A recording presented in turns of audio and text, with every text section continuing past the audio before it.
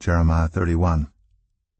At that time, declares the Lord, I will be the God of all the families of Israel, and they will be my people. This is what the Lord says. The people who survive the sword will find favor in the wilderness. I will come to give rest to Israel. The Lord appeared to us in the past, saying, I have loved you with an everlasting love. I have drawn you with unfailing kindness. I will build you up again, and you, virgin Israel, will be rebuilt. Again, you will take up your timbrels and go out to dance with the joyful. Again, you will plant vineyards on the hills of Samaria. The farmers will plant them and enjoy their fruit.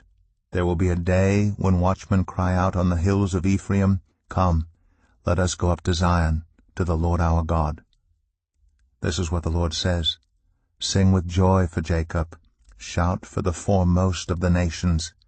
Make your praises heard and say, Lord, save your people, the remnant of Israel. See, I will bring them from the land of the north and gather them from the ends of the earth. Among them will be the blind and the lame, expectant mothers and women in labor. A great throng will return. They will come with weeping. They will pray as I bring them back. I will lead them beside streams of water, on a level path where they will not stumble, because I am Israel's father, and Ephraim is my firstborn son. Hear the word of the Lord, you nations, proclaim it in distant coastlands. He who scattered Israel will gather them, and will watch over his flock like a shepherd. For the Lord will deliver Jacob and redeem them from the hand of those stronger than they. They will come and shout for joy on the heights of Zion. They will rejoice in the bounty of the Lord, the grain, the new wine, and the olive oil, the young of the flocks and herds.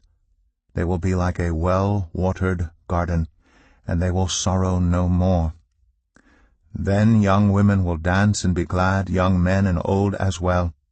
I will turn their mourning into gladness.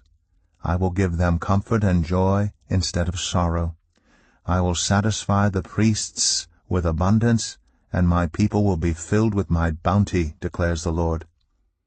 This is what the Lord says. A voice is heard in Ramah, mourning and great weeping. Rachel, weeping for her children and refusing to be comforted, because they are no more. This is what the Lord says. Restrain your voice from weeping, and your eyes from tears, for your work will be rewarded, declares the Lord. They will return from the land of the enemy, so there is hope for your descendants, declares the Lord. Your children will return to their own land. I have surely heard Ephraim's moaning. You disciplined me like an unruly calf, and I have been disciplined. Restore me, and I will return, because you are the Lord my God. After I strayed, I repented. After I came to understand, I beat my breast. I was ashamed and humiliated because I bore the disgrace of my youth. Is not Ephraim, my dear son, the child in whom I delight? Though I often speak against him, I still remember him. Therefore my heart yearns for him. I have great compassion for him, declares the Lord. Set up road signs, put up guide posts. Take note of the highway, the road that you take. Return, virgin Israel, return to your towns. How long will you wander, unfaithful daughter Israel? The Lord will create a new thing on earth. The woman will return to the man. This is what the Lord Almighty, the God of Israel, says. When I bring them back from captivity, the people in the land of Judah and in its towns will once again use these words. The Lord bless you, you prosperous city, you sacred mountain. People will live together in Judah and all its towns, farmers, and those who move about with their flocks. I will refresh the weary and satisfy the faint. At this I awoke and looked around. My sleep had been pleasant to me. The days are coming, declares the Lord, when I will plant the kingdoms of Israel and Judah with the offspring of people and of animals. Just as I watched over them to uproot and tear down, and to overthrow, destroy, and bring disaster, so I will watch over them to build and to plant, declares the Lord. In those days people will no longer say, the parents have eaten sour grapes, and the children's teeth are set on edge. Instead, everyone will die for their own sin.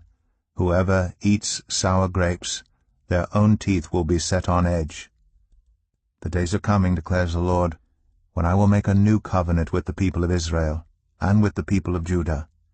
It will not be like the covenant I made with their ancestors when I took them by the hand to lead them out of Egypt, because they broke my covenant, though I was a husband to them, declares the Lord. This is the covenant I will make with the people of Israel after that time, declares the Lord. I will put my law in their minds and write it on their hearts. I will be their God, and they will be my people. No longer will they teach their neighbor or say to one another, know the Lord, because they will all know me, from the least of them to the greatest, declares the Lord. For I will forgive their wickedness and will remember their sins no more. This is what the Lord says. He who appoints the sun to shine by day, who decrees the moon and stars to shine by night, who stirs up the seas so that its waves roar, the Lord Almighty is his name. Only if these decrees vanish from my sight, declares the Lord, will Israel ever cease being a nation before me.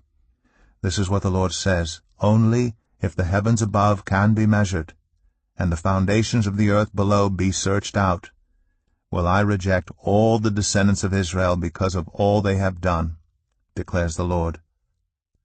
The days are coming, declares the Lord, when this city will be rebuilt for me from the tower of Hananel to the corner gate.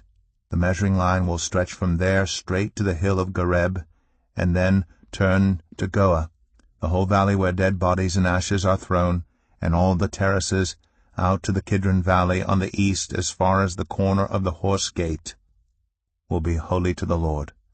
The city will never again be uprooted or demolished.